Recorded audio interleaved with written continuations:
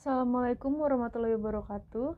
Kami dari kelompok 4 akan mempresentasikan tentang balance scorecard, yang dimana anggotanya yaitu saya Haina Perliani, Saya Ani Sofyatin.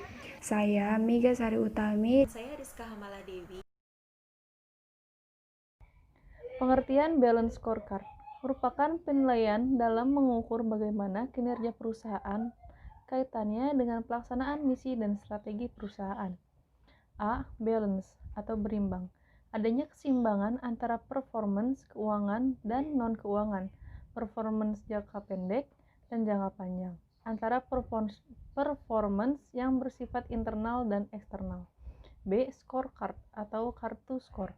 Kartu yang digunakan untuk mencatat skor kemampuan seseorang. Kartu skor juga dapat digunakan untuk merencanakan skor yang ingin diwujudkan oleh seseorang di masa depan.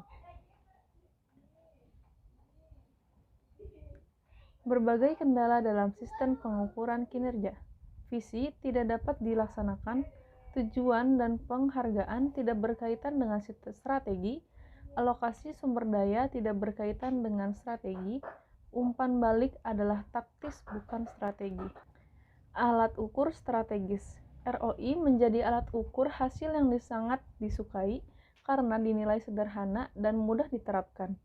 ROI mempunyai kelemahan karena sangat dipengaruhi oleh satu kebijakan penyusutan, sensitif terhadap buku, nilai praktek transfer phishing, perhatian sering terfokus kepada jangka pendek, tidak bisa dibandingkan antar perusahaan yang berbeda, sangat dipengaruhi oleh keadaan perekonomian secara umum, dipengaruhi oleh pengelolaan persediaan LIFO dan FIFO, total quality.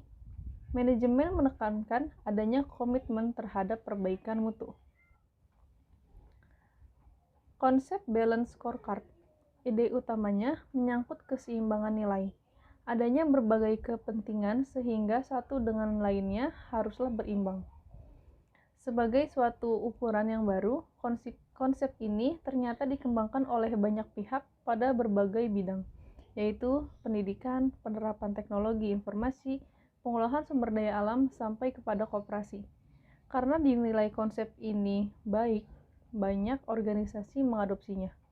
Ide utama BSC adalah adanya satu papan nilai yang seimbang, yang dapat digunakan sebagai alat ukur menentukan apakah satu organisasi dinilai berhasil atau tidak.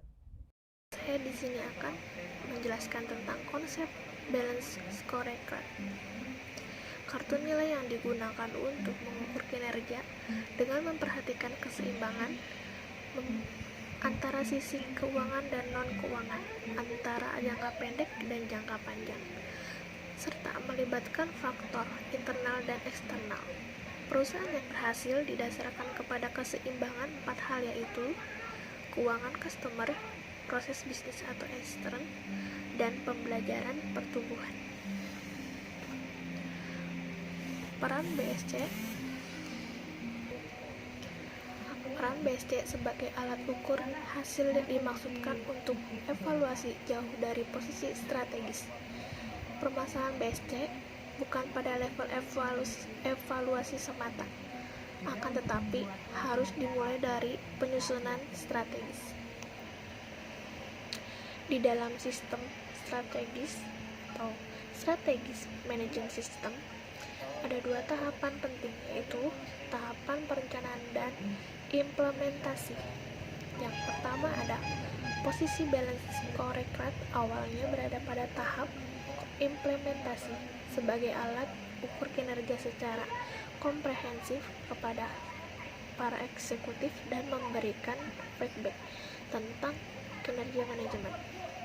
Keberhasilan penerapan balance scorecard memicu penggunaan pada tahapan perencanaan strategis, tidak lagi sebagai alat pengukuran kinerja, namun berkembang menjadi strategis manajemen sistem.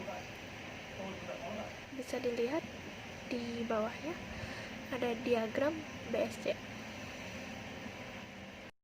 saya akan melanjutkan presentasi dari teman saya mengenai balance scorecard strategi adalah sebagai berikut.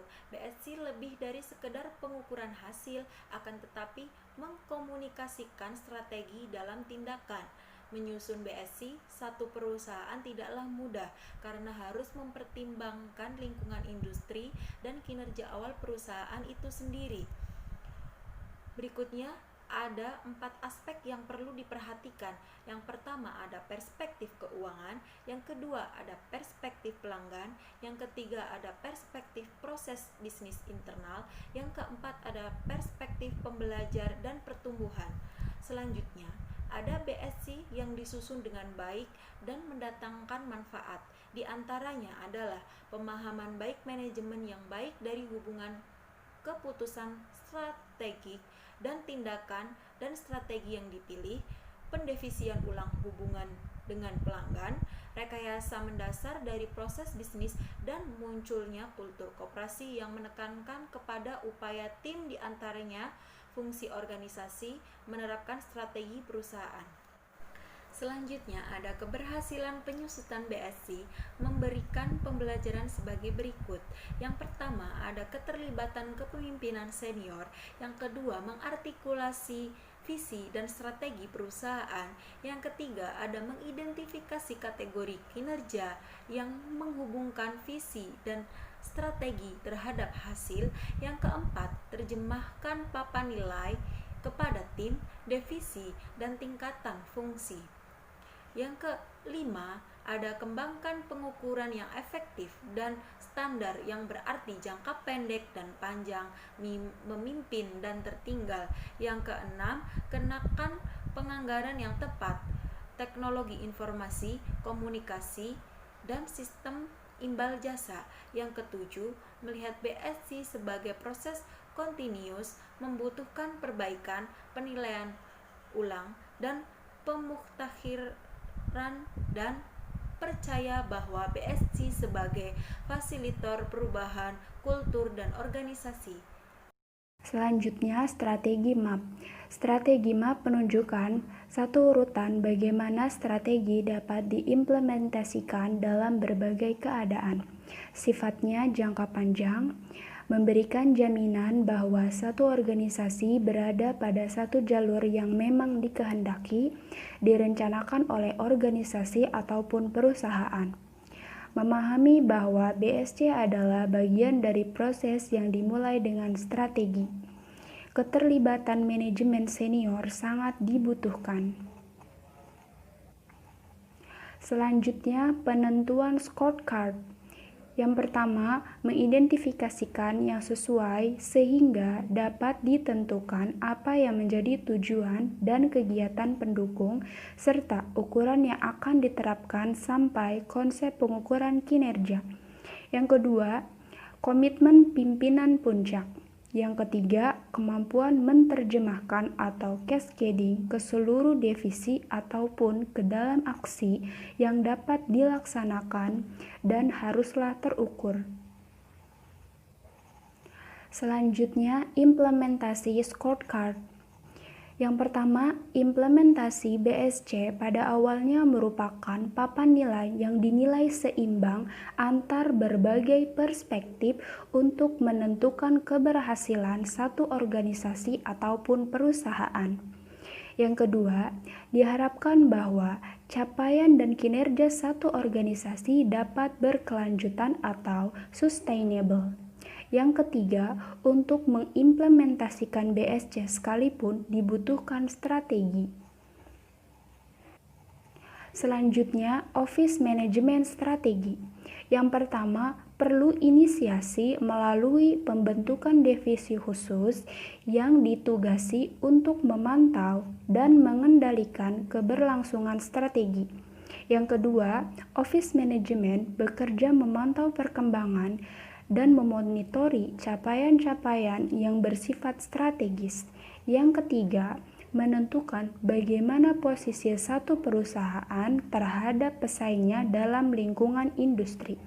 Yang keempat, mengkomunikasikan tindakan-tindakan strategis yang dibutuhkan oleh perusahaan guna menjaga perusahaan tetap pada strategi yang telah dirumuskan.